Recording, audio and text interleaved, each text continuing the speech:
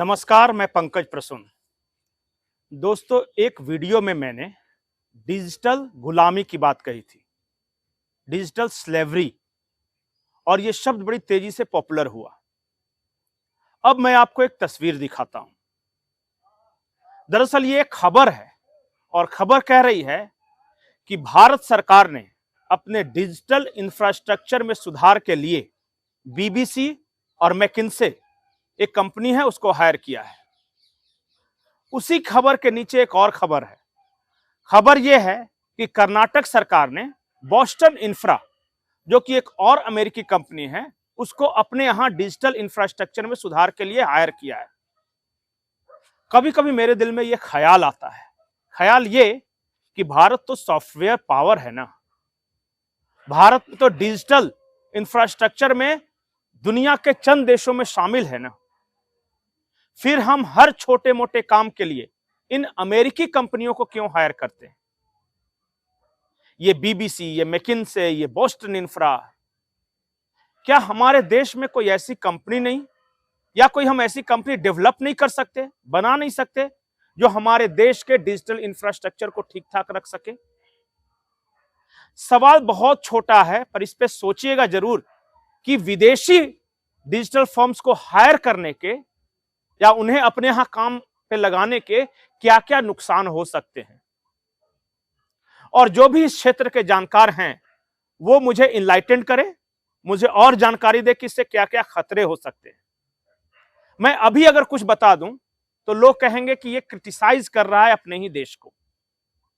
तो इसलिए मैंने इस क्षेत्र के ज्ञाताओं से, जो विद्वान हैं, उनसे पूछा है कि ये बीबीसी को, इस देश के डिजिटल इंफ्रास्ट्रक्चर को ठीक करने के लिए, ये मैकिन्से को, ये बोस्टन को अगर हम देते हैं काम, तो इससे क्या क्या नुकसान हो सकते हैं, भविष्य में क्या हो सकता है।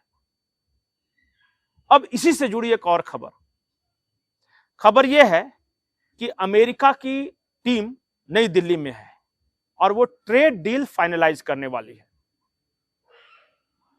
और इस बार जो दोनों ओर से जिस तरह के इशारे मिल रहे हैं, जैसे फोन पे बातचीत हुई हो प्रधानमंत्री की, अमेरिकी राष्ट्रपति की, उसके बाद जिस तरह अमेरिका और उसके करीब देश वीडियो बना बनाकर प्रधानमंत्री को जन्मदिन की शुभकामनाएं दे रहे हैं, उससे लग रहा है कि माहौल थोड़ा ठीक हो रहा है और ट्रेड डील हो जाएगा। लेकिन असली मुसीबत इस ट्रेड डील के बाद शुरू होने वाली है। और मुसीबत यह है कि जब डील हो जाएगी तब इस देश में एक नैरेटिव बनाया जाएगा। नैरेटिव ठीक उसी तरह जैसे नरेंद्र सरेंडर इस नाम से बनाया गया। उधर से ट्रंप ने एक इशारा किया,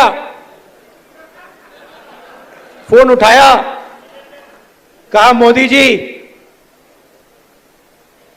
क्या कर रहे हो?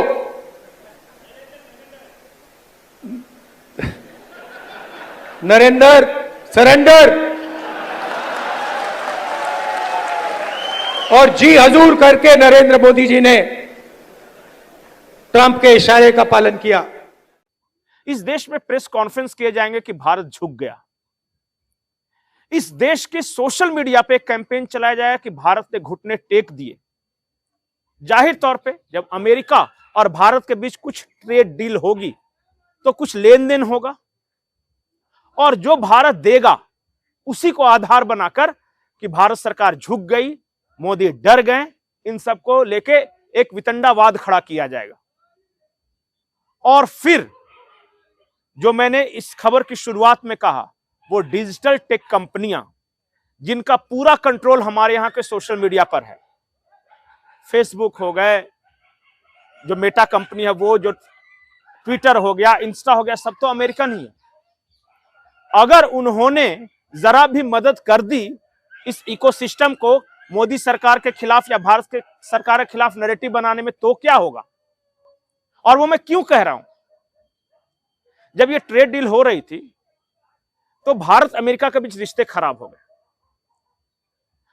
ट्रंप ने और अमेरिका ने आर्म ट्विस्टिंग यानी भारत को दबाने की खूब कोशिश की, डराया, धमकाया, टैरिफ लगाया, लेकिन इसके बावजूद मोदी झुके नहीं।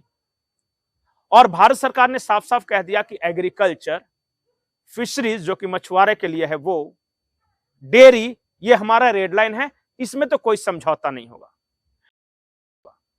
जाहिर तौर पे ट्रंप खुश नहीं है।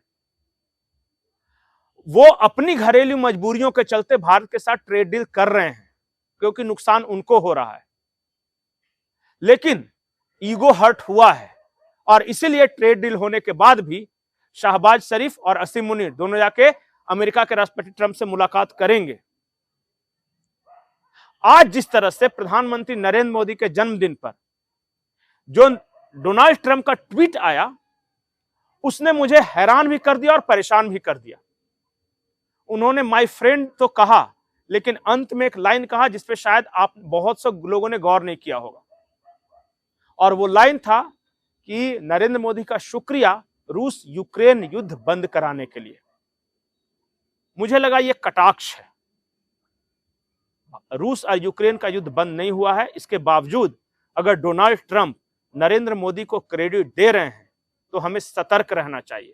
और जिस तरह से 5 आइज जो अमेरिका के कहे जाते हैं, उनके राष्ट्राध्यक्षों ने वीडियो बना बनाकर नरेंद्र मोदी की तारीफ की है, उससे तो और भी ज्यादा सतर्क हो जाना चाहिए। क्योंकि मैं बार बार बोलता हूं, ये गोरे जिसकी ज्यादा तारीफ करने लगे, समझिए उसके बुरे दिन आने शुरू हो गए। हेनरी किसिंजर के शब्दों में, अमेरिका का दुश्मन होना खतरनाक है, लेकिन अमेरिका का दोस्त होना जानलेवा है। वो दोस्ती का नाटक कर रहा है। उसके सारे सहयोगी देश मोदी को महान बनाने पे तुले हैं। ये साइकोलॉजिकल वॉरफेयर है। एक तरफ वो तारीफ करेंगे और दूसरी तरफ उनका डीप स्टेट इस देश में अराजकता पैदा करने की कोशिश। ट्रेड डील होगा, उसको क्रिटिसाइज किया जाएगा, लेकिन उस ट्रेड डील की आड़ में ये एनजीओज, ये सोशल मीडिया के ट्रोलर्स कहीं देश का माहौल खराब ना करें। इसके लिए हमें सावधान रहना होगा और सतर्क रहना होगा। इसलिए मैं बार बार बोलता हूं कि इस देश का डिजिटल इंफ्रास्ट्रक्चर पूर्ण रूप से स्वदेशी होना चाहिए और हमें डिजिटल स्लेवरी से आजादी मिलनी ही चाहिए। नमस्कार। उधर से ट्रंप ने एक इशारा किया, फोन उठाया, कहा मोदी जी क्या कर रहे हो?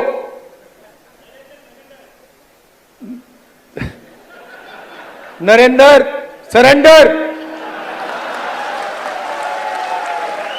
और जी हजूर करके नरेंद्र मोदी जी ने ट्रंप के इशारे का पालन किया।